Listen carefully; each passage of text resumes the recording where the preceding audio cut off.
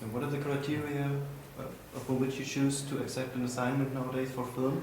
Because it occurred to me that in the 90s you're scoring far more movie than nowadays. Is there a change? Or are you more demanding more of a movie to attract you to score it? Well, it's hard to answer because in the last year I composed Tempest, and the year before that Public Enemies. In between that I was working on, I'm still working on a project with Julie Taymor called Transposed Heads, based on Thomas Mann's novella that he wrote, I think in 1947 or something like that. So my time is always taken up. I don't enjoy to compose action movies. That's interesting because you did a lot of them. And you did a lot of just like, you know, let's go totally mad with Batman's, Demolition Man, things like this, but the sound effects, it's crazy. As opposed to a movie like Frida, where or Drugstore Cowboy or Butcher Boy with Neil Jordan, where you have a more intimate relationship with the character, not always interacting and fighting with the sound effects. Because I always thought that when I listened to Batman or Demolition or whatever, that always sounded in the action moment, it sounded like, you know, Elliot Goldenthal doing this, or come on, fuck the movie. I'm just like doing loud music, you know. No. I always try my best, and I always put my true self into what I'm doing. I never take the assignment lightly. Always take it seriously. I always do my best.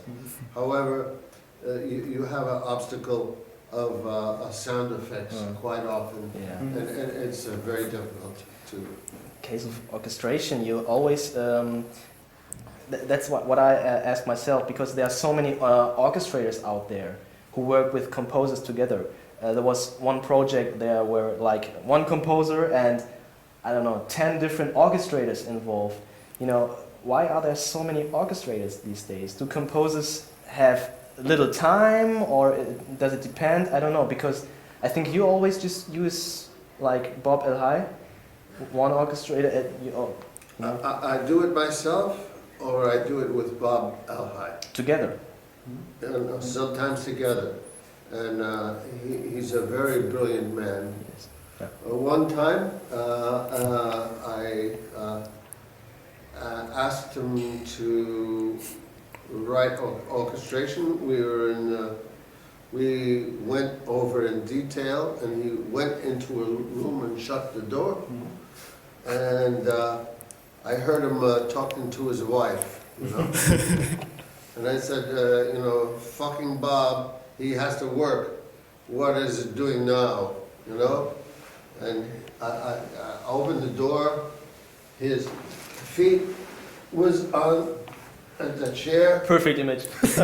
And he's talking to his wife.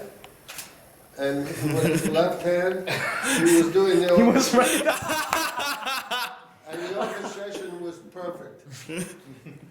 So, that's a perfect relationship. Sometimes you do. When you phone, you sometimes write something. But when you did like that, that's it's perfect. Inspiration. It's great. That's inspiration. It's great. Yeah. That's real talent. And when we started, he was my assistant, and I wrote one page of orchestration. He wrote one page of orchestration. Today, I can write one page of orchestration. He'll write 17 pages at the same time. You know, so you know. They're trained to do that. Yeah. However, it's very important for a composer to have a very understanding of what orchestration is, what the sound of the orchestra will be, and you'll hear it tonight, you know. Yeah. I have a question, just to Yes, because sir. what program do you use when you compose? This just for me, it's very interesting because Oh. what musical program, My what software? favorite program, I experimenting through the years, Yeah. and I found that the best program is the eraser on the back of the pencil.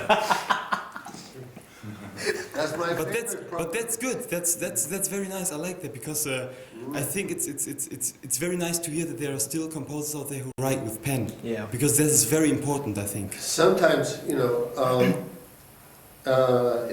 if I'm writing a melody that's very important to a movie like Frida, for example, I like to work with a pencil. Good. When I work with action Yeah. movie, the computer is Computers are helpful. very helpful because the element of time is a very different element that you need to be very precise. Nice. In terms That's of very orchestrations, one of the characteristics of your music that I prefer most is that it's a melting pot of styles and not only styles, environments. So let me explain this. It's it's contemporary music meets street music, meets folklore music, meets rap, rock and roll, and this is something that expanded the language of music in the 90s in Hollywood. I don't know. It's not a question. It's to talk about a little bit this characteristic, no? How you blend all these different styles and you let street music, street culture, and popular culture to meet the contemporary concert music, no? The avant-garde contemporary concert music. Well, you always say composition as collision. Sometimes I said it once. Many said it. Okay. I said it. It's repeated all the time. Yeah. By others. Very good question. The reason is because I think, for me, I was brought up and lived in Brooklyn, New York, and Brooklyn, New York has a very multicultural collision of people living together. So in the same way, if I go to a library or go to a concert hall and listening to Schoenberg or listening to Mahler or Mozart, at the same time I go home and my girlfriend is listening to hip hop, listening to salsa, Yeah. listening to fado, listening to, you know, etc., etc., etc.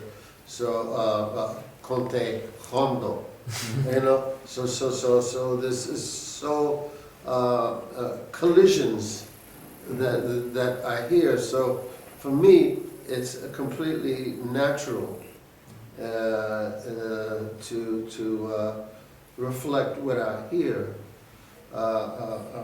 Bach, you know, only lived in Leipzig or something like this. You know, his whole life. Maybe he traveled 200 miles from there. You know, but imagine if Bach went to India or Africa. What time? Amazing music he would have composed with absolute genius that he was. You have your own label, Orchestra Music. What's your plan with this label?